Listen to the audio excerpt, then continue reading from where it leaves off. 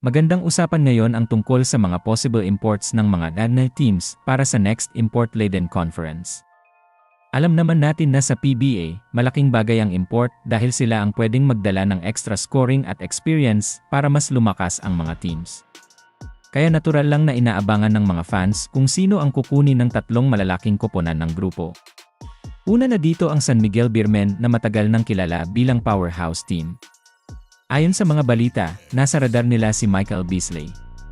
Si Beasley ay may solid NBA background at kilala sa scoring ability niya. Nakapaglaro na siya sa maraming liga abroad at kahit medyo veteran na, hindi matatawaran ang offensive skill set niya. Kapag siya ang makuha ng SND, tiyak na mas titindi ang opensa nila, lalo na sa wing at stretch forward position, kung saan malakas talaga si Beasley. Samantala, ang Barangay Ginebra naman ay hindi rin pahuhuli. Sa sobrang dami ng fans nila, bawat galaw ng team ay laging nasa spotlight. Isa sa mga pangalan na lumutang para sa kanila ay si Lance Stephenson. Si Lance ay kilala sa kanyang hustle plays, kakayahang magbigay ng energy, at pagiging agresibo sa depensa. May pagka-showtime din siya, kaya swak sa estilo ng Ginebra na palaban at entertaining panoorin. Ang Magnolia Hotshots naman ay may target na hindi rin basta-basta, at ito ay si Blake Griffin. Kilala si Blake bilang isang explosive big man na may malawak na experience. Kahit hindi na tulad ng prime years niya, dala pa rin niya ang malakas na presence sa ilalim at yung veteran leadership na makakatulong sa young core ng Magnolia. Kapag natuloy ang mga pangalan na ito, siguradong magiging mas exciting at mas mataas ang level ng competition sa import conference ng PBA. Magandang panahon para sa San Miguel Beermen dahil nangungulekta sila ngayon ng mga import player para sa susunod na import-laden conference. Isa sa mga pinakabinabalitang pangalan ngayon ay si Michael Beasley. Kilala si Beasley bilang isang veteran scorers na dati nang nanguna sa NBA bilang 2D overall pick back in 2008 at marami na siyang karanasan sa iba't ibang liga. Importante ang experience niya lalo na sa scoring ability at may sense siya sa posisyon, lalo na bilang wing forward na kaya niyang pasunurin ang depensa ng kalaban. Para sa Andy, kakaibang tool si Beasley dahil may height siya, mabilis ang shot release at may kakayahan mag-stretch ng defense. Kung makuha nila si Beasley, tiyak na malakas ang opensa nila sa stretch areas, lalo na sa wing at corner threes kung saan magaling siyang kumaripas at kumiskis. Kahit medyo senior na siya sa edad, pinanganak noong January 1989, dala pa rin niya yung veteran mindset at composure na pwede magpabago ng laro lalo sa mga crunch time. Maganda rin si Beasley sa board, maaaring hindi siya pinakamalakas sa rebound game, pero alam niyang makapanghina ng depensa at gawin yung tamang moves sa loob. May pagka-instant scoring siya, bagay sa mga sitwasyong kailangan ng koponan ng mabilis na puntos. Kapag si Beasley na ang nakuha ng SND, malaki ang pwedeng epekto niya sa scoring load, lalo na kung nakirarye na ang team defense at rotation sa ibang players.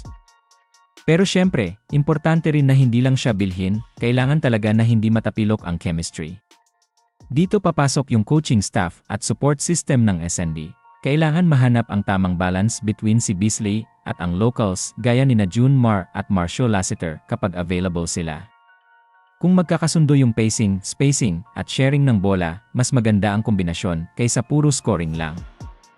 Mainit ang usapan ngayon sa mundo ng PBA dahil may lumulutang na posibilidad na may bagong import na maaaring kunin ang Barangay Ginebra. Kilala ang Ginebra bilang koponan na laging may dala na energy at excitement sa court at malaking parte nito ang import na tumutulong sa kanila lalo na kapag laban na sa malalakas na teams. Ngayon, isa sa mga nasa radar at tinitingnan bilang opsyon ng Ginebra ay si Lance Stephenson. Marami ang agad na natuwa at nagulat sa balitang ito dahil si Lance ay hindi basta-bastang manlalaro. Kilala siya sa kanyang explosiveness, kakaibang tapang sa court, at pagiging natural na entertainer sa laro. Ang estilo ng laro niya ay swak na swak sa karakter ng Ginebra na kilala sa kanilang never say die spirit. Kung sakaling makuha siya ng team, siguradong magdadala siya ng kakaibang kulay sa laban. Si Stephenson ay isang player na hindi lang umaasa sa opensa. Kilala rin siya sa agresibong depensa at hustle plays na pwedeng magbigay ng instant spark. Madalas siyang may energy na parang hindi nauubos, kaya magandang ihalo sa isang koponan na kilala rin sa matibay na crowd support. Ang intensity na dala niya ay pwedeng magpalakas sa kumpiyansa ng mga locals dahil ang bawat galaw niya ay parang may hatid na motivation. Hindi lang basta score si Lance, kaya niyang gumawa ng sarili niyang tira, pero kaya rin niyang gumawa ng plays para sa teammates. Ang kombinasyon ng scoring at playmaking ay malaking bagay para sa koponan, lalo na sa mga sitwasyong dikit ang laban. Maraming fans ng Ginebra ang nakikita na swak si Lance sa estilo ng team. Yung pagiging showtime niya, yung tapang niya sa bawat posisyon, at yung kakayahan niyang makipagsabayan sa kahit sino sa court ay malaking bagay para magdala ng dagdag na excitement.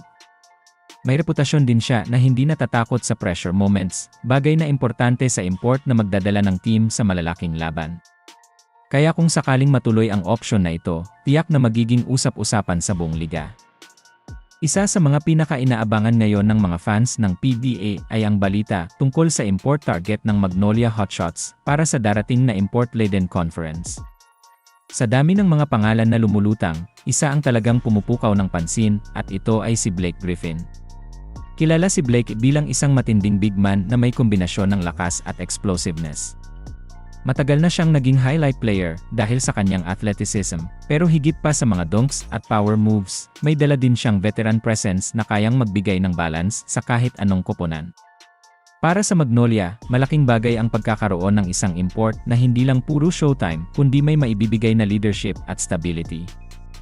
Kung titignan ang laro ni Griffin, malawak ang kanyang skill set.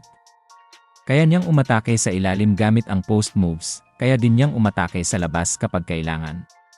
Bukod sa scoring, magaling din siyang pumasa para sa isang malaki. Ito ang klase ng versatility na tiyak na makakatulong sa Magnolia dahil hindi lang siya nakapako sa isang role. Ang depensa niya sa loob ay isa ring malaking asset, lalo na sa pagbabantay sa paint at sa rebounding. Ang presence niya sa ilalim ay pwedeng magbigay ng dagdag kumpiyansa sa mga locals na alam nilang may maaasahang pader sa likod nila.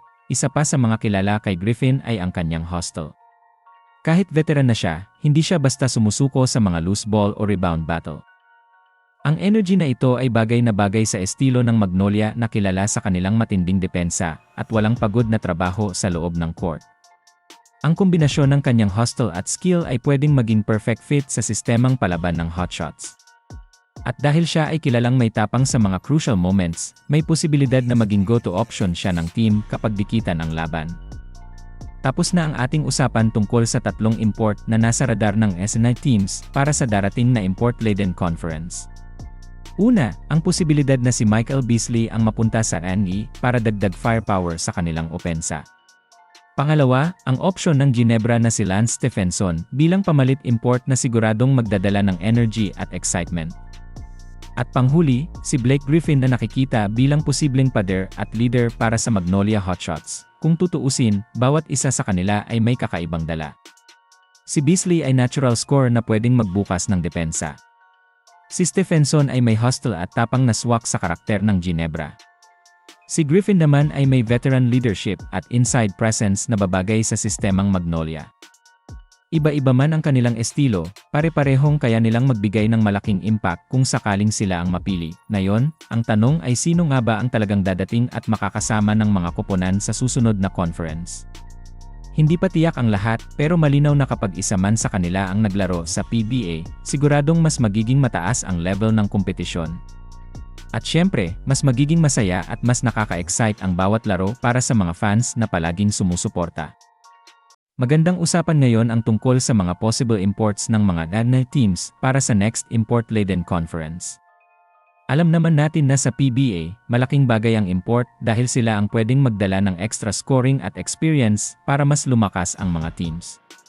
Kaya natural lang na inaabangan ng mga fans kung sino ang kukunin ng tatlong malalaking koponan ng grupo. Una na dito ang San Miguel Beermen na matagal nang kilala bilang powerhouse team. Ayon sa mga balita, nasa radar nila si Michael Beasley.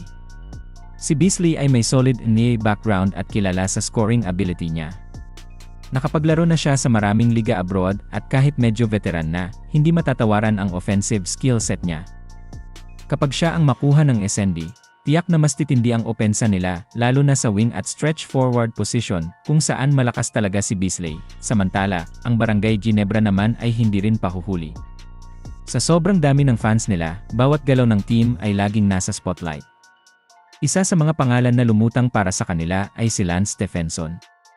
Si Lance ay kilala sa kanyang hustle plays, kakayahang magbigay ng energy, at pagiging agresibo sa depensa.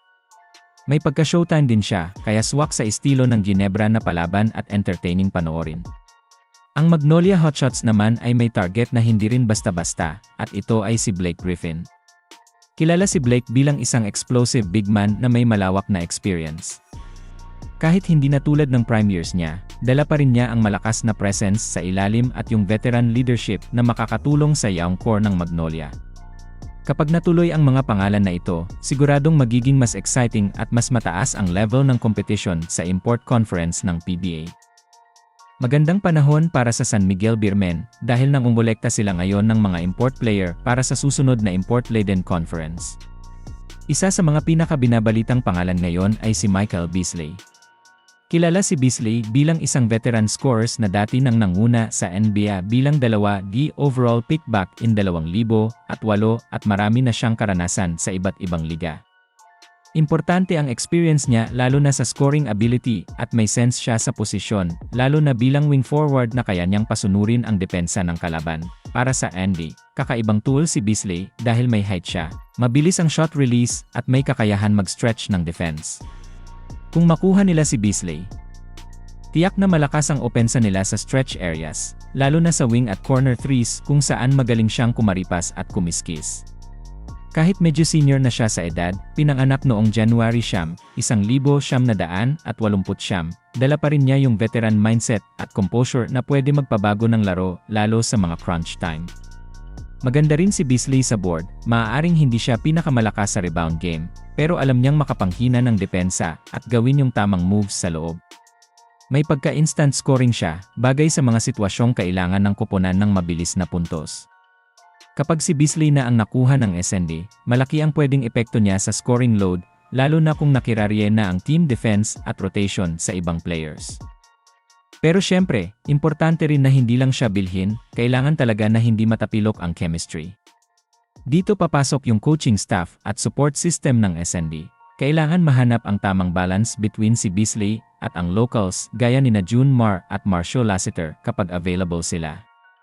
Kung magkakasundo yung pacing, spacing, at sharing ng bola, mas maganda ang kombinasyon kaysa puro scoring lang. Mainit ang usapan ngayon sa mundo ng PBA dahil may lumulutang na posibilidad na may bagong import na maaaring kunin ang Barangay Ginebra. Kilala ang Ginebra bilang koponan na laging may dala na energy at excitement sa court at malaking parte nito ang import na tumutulong sa kanila lalo na kapag laban na sa malalakas na teams. Ngayon, isa sa mga nasa radar at tinitingnan bilang opsyon ng Ginebra ay si Lance Stephenson. Marami ang agad na natuwa at nagulat sa balitang ito dahil si Lance ay hindi basta-bastang manlalaro. Kilala siya sa kanyang explosiveness, kakaibang tapang sa court, at pagiging natural na entertainer sa laro. Ang estilo ng laro niya ay swak na swak sa karakter ng Ginebra na kilala sa kanilang never say die spirit. Kung sakaling makuha siya ng team, siguradong magdadala siya ng kakaibang kulay sa laban. Si Stephenson ay isang player na hindi lang umaasa sa opensa. Kilala rin siya sa agresibong depensa at hustle plays na pwedeng magbigay ng instant spark. Madalas siyang may energy na parang hindi nauubos, kaya magandang ihalo sa isang koponan na kilala rin sa matibay na crowd support. Ang intensity na dala niya ay pwedeng magpalakas sa kumpiyansa ng mga locals dahil ang bawat galaw niya ay parang may hatid na motivation. Hindi lang basta score si Lance, kaya niyang gumawa ng sarili niyang tira, pero kaya rin niyang gumawa ng plays para sa teammates. Ang kombinasyon ng scoring at playmaking ay malaking bagay para sa koponan, lalo na sa mga sitwasyong dikit ang laban. Maraming fans ng Ginebra ang nakikita na swak si Lance sa estilo ng team. Yung pagiging showtime niya, yung tapang niya sa bawat posisyon, at yung kakayahan niyang makipagsabayan sa kahit sino sa court ay malaking bagay para magdala ng dagdag na excitement. May reputasyon din siya na hindi natatakot sa pressure moments, bagay na importante sa import na magdadala ng team sa malalaking laban. Kaya kung sakaling matuloy ang option na ito, tiyak na magiging usap-usapan sa buong liga. Isa sa mga pinaka-inaabangan ngayon ng mga fans ng PBA ay ang balita tungkol sa import target ng Magnolia Hotshots para sa darating na import-laden conference. Sa dami ng mga pangalan na lumulutang, isa ang talagang pumupukaw ng pansin at ito ay si Blake Griffin. Kilala si Blake bilang isang matinding big man na may kombinasyon ng lakas at explosiveness. Matagal na siyang naging highlight player dahil sa kanyang athleticism, pero higit pa sa mga dunks at power moves, may dala din siyang veteran presence na kayang magbigay ng balance sa kahit anong koponan. Para sa Magnolia, malaking bagay ang pagkakaroon ng isang import na hindi lang puro showtime kundi may maibibigay na leadership at stability. Kung titignan ang laro ni Griffin, malawak ang kanyang skill set. Kaya niyang umatake sa ilalim gamit ang post moves, kaya din niyang umatake sa labas kapag kailangan. Bukod sa scoring, magaling din siyang pumasa para sa isang malaki. Ito ang klase ng versatility na tiyak na makakatulong sa Magnolia dahil hindi lang siya nakapako sa isang role. Ang depensa niya sa loob ay isa ring malaking asset, lalo na sa pagbabantay sa paint at sa rebounding. Ang presence niya sa ilalim ay pwedeng magbigay ng dagdag kumpiyansa sa mga locals na alam nilang may maaasahang pader sa likod nila. Isa pa sa mga kilala kay Griffin ay ang kanyang hustle. Kahit veteran na siya, hindi siya basta sumusuko sa mga loose ball o rebound battle. Ang energy na ito ay bagay na bagay sa estilo ng Magnolia na kilala sa kanilang matinding depensa at walang pagod na trabaho sa loob ng court. Ang kombinasyon ng kanyang hustle at skill ay pwedeng maging perfect fit sa sistemang palaban ng hotshots. At dahil siya ay kilalang may tapang sa mga crucial moments, may posibilidad na maging go-to option siya ng team kapag dikitan ang laban. Tapos na ang ating usapan tungkol sa tatlong import na nasa radar ng SNI teams para sa darating na import-laden conference. Una, ang posibilidad na si Michael Beasley ang mapunta sa NE para dagdag firepower sa kanilang opensa. Pangalawa, ang option ng Ginebra na si Lance Stephenson bilang pamalit import na siguradong magdadala ng energy at excitement. At panghuli, si Blake Griffin na nakikita bilang posibleng pader at leader para sa Magnolia Hotshots. Kung tutuusin, bawat isa sa kanila ay may kakaibang dala. Si Beasley ay natural scorer na pwedeng magbukas ng depensa. Si Stephenson ay may hustle at tapang na swak sa karakter ng Ginebra. Si Griffin naman ay may veteran leadership at inside presence na babagay sa sistemang Magnolia. Iba-iba man ang kanilang estilo, pare-parehong kaya nilang magbigay ng malaking impact kung sakaling sila ang mapili. Ngayon, ang tanong ay sino nga ba ang talagang dadating at makakasama ng mga koponan sa susunod na conference? Hindi pa tiyak ang lahat, pero malinaw na kapag isa man sa kanila ang naglaro sa PBA, siguradong mas magiging mataas ang level ng kompetisyon. At syempre, mas magiging masaya at mas nakaka-excite ang bawat laro para sa mga fans na palaging sumusuporta.